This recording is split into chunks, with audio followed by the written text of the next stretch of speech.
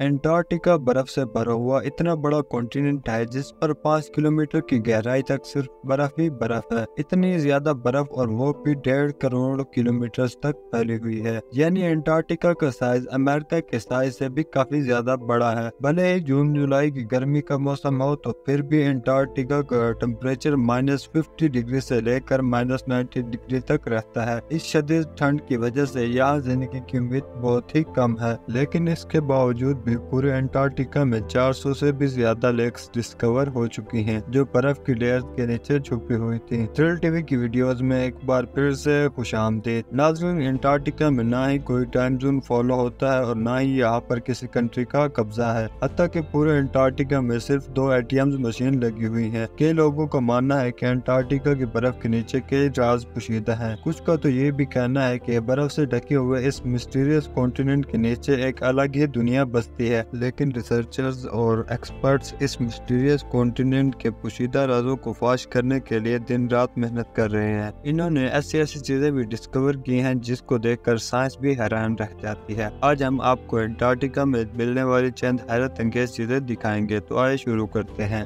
Number 8, 2009 में एक discovery ने रिसर्चर्स के रोंगटे खड़े कर दिए जब अंटार्कटिका की बर्फ के अंदर से एक ढांचा मिला। लेकिन इसमें हैरान करने वाली बात यह नहीं थी कि ये ढांचा बिल्ली का है, बल्कि हैरानी वाली बात यह थी कि ये ढांचा जिस बिल्ली का था वो आम बिल्ली नहीं थी, बल्कि अंडे देने वाली बिल्ली थी। लैब के अंदर इस अजीब सी बिल्ली के ढांचे पर मजीद तहकीक की गई तो मालूम पड़ा कि ये जानवर कम से कम भी 2 करोड़ 50 लाख साल पहले जमीन पर पाया था। नंबर 7, 2014 में आर्कियोलॉजिस्ट को अंटार्कटिका से इंतहाई हैरान कर देने वाली खोपड़ियां मिली। पहली हैरानी की बात यह थी कि अंटार्कटिका से मिलने वाली ये खोपड़ियां इंसानी खोपड़ियां थी, और दूसरी हैरानी की बात यह थी कि इन खोपड़ियों की शेप बिल्कुल ही अलग थी। जी हाँ, नॉर्मल खोपड़ियों के मुकाबले में ये खोपड़ियां काफी अलग दिखती थी क्योंकि इनके सर जरूरत से भी ज्यादा बाहर निकले हुए थे। साइंसदानों का मानना था कि खोपड़ी की ऐसी शक्ल बचपन में अजीब आदतों से बनती है। ऐसी खोपड़ी एंशिएंट सिविलाइजेशन के लोगों की भी थी जो कि इजिप्ट और पेरू के इलाकों में दरियाफ्त की गई। साइंसदानों का ये मानना था कि हजारों साल पहले लोग यहाँ बसते थे और इनका कुछ न कुछ ताल्लुक एंशिएंट इजिप्ट सिविलाइजेशन से भी जरूर होगा। नंबर 6, पिछले 50 सालों के दौरान अंटार्कटिका से 10,000 से भी ज्यादा मीटियोराइट्स मिल चुके हैं। मीटियोराइट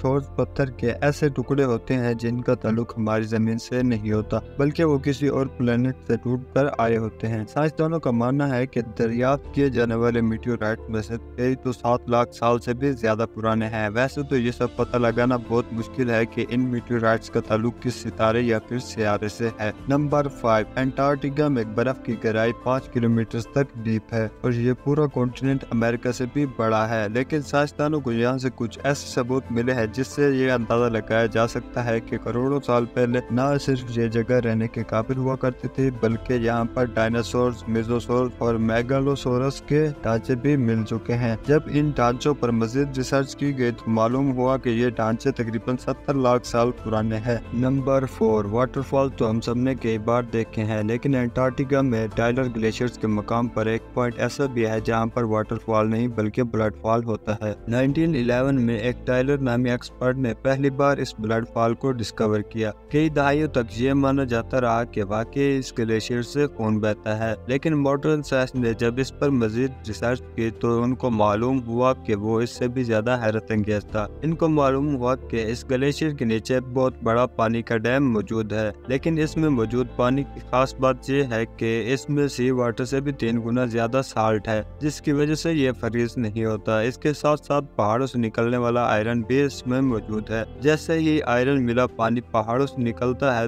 तो आयरन ऑक्सीजन के साथ रिएक्ट करके आयरन ऑक्साइड बना देती है। आयरन ऑक्साइड का कलर रेड होता है, तो इसी वजह से ये हमें ब्लड की तरह दिखाई देता है। नंबर 3, इस आयरन ऑक्साइड के मिक्सचर के अंदर साइंसदानों को एक और हैरान कर देने वाली चीज मिली। इस पानी के अंदर 17 टाइप्स के बैक्टीरिया भी पाए गए जिनको जिंदा रहने के लिए ऑक्सीजन और सनलाइट की भी जरूरत होती है। साइंसदानों का यह मानना है कि ये बैक्टीरिया की वो किस्म है जो ऐसे प्लेनेट पर पाए जाते हैं जहाँ सनलाइट और ऑक्सीजन मौजूद नहीं होती, तो फिर ये हमारी जमीन पर कैसे आए। ये राज अभी तक पोशीदा है। नंबर 2, हालांकि पूरा अंटार्कटिका बर्फ से ढका हुआ कॉन्टिनेंट है तो आपको लगता होगा कि वहाँ पर पानी की कमी नहीं होगी, लेकिन आपको ये जानकर हैरत होगी कि हमारी जमीन पर सबसे ज्यादा कुछ जगह भी अंटार्कटिका में मौजूद है। ये ड्राई वैली अंटार्कटिका में ही डिस्कवर की गई थी, जहाँ पर पिछले 20 लाख सालों से एक मरतबा बारिश नहीं हुई। इस ड्राई वैली में हर वक्त तेज तरीन हवाएं चलती रहती हैं, जिनकी स्पीड तकरीबन 320 किलोमीटर पर आवर होती है। साइंसदानों को मानना है कि इन्हीं तेज हवाओं की वजह से पानी का कतरा कतरा इवेपोरेट हो चुका है। नंबर 1, आर्कियोलॉजिस्ट की एक टीम को अंटार्कटिका की बर्फ के अंदर 1100 फीट की गहराई से एक इंतहाई खौफनाक मखलूक का ढांचा मिला। ये जानवर किस प्रजाति का है ये पता लगाने के लिए कई एक्सपेरिमेंट किए गए,